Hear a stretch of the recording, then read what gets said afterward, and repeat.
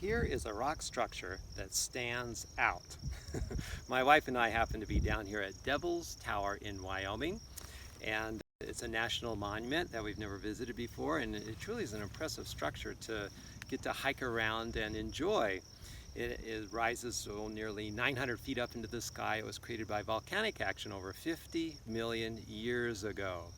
Anyway, as my wife and I were hiking around the base of it, there's a 3-mile hike here, and I was appreciating the lessons this structure had to offer. I was thinking about this quality of standing out, because this structure stands out. When we drove into the area yesterday, you definitely noticed it from a long distance away compared to the low-lying terrain all around. It stands out and commands attention.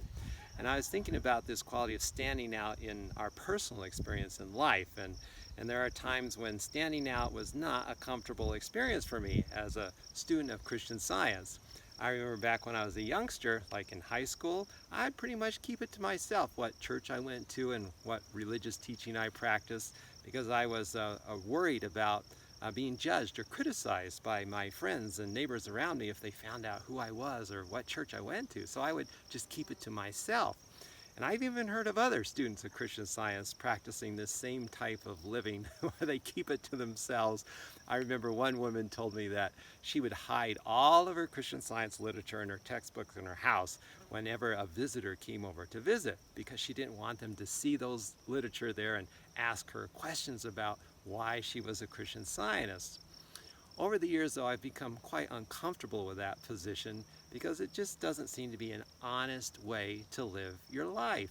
And to really live a whole, healthy life, you have to be honest. You have to be open about who you are and why. And when I think about all the benefits that come from practicing Christian Science, I begin to find a lot of reasons to be able to talk about it with my neighbor. For instance, in my own personal experience, I've been practicing this for, well over 5 decades now. I've had hundreds of physical healings through my practice of Christian Science, purely through going to God in prayer and putting its rules into practice and then experiencing healing. And it's happened over and over again without the use of any medicine or visits to the doctor or the hospital, the emergency room. Christian Science has kept me out of all of that through the effectiveness of its teachings. And I know my neighbors can experience these same types of benefits as well if they only knew. So I begin to look forward to opportunities to stand out as a Christian Scientist, really, for the right reasons. Not a matter of pride or self-righteousness. That's not a right motivation, but more from a humble stance of, this is who I am, this is what has worked for me, and this is what I've learned, and be willing and happy to share what I've learned with others about putting the teachings of Christian Science into practice and experiencing its healing benefit. So it's okay to stand out for the right reasons.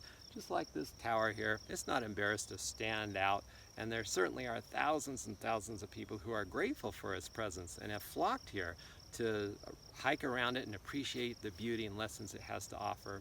We too, if we're ever put into a situation where we stand out because we practice Christian Science, it's okay, because it gives us an opportunity to share why we believe what we believe, all the benefits that come from it, and hopefully someone around us will catch a glimpse of what we've seen and experience the healing power of God too.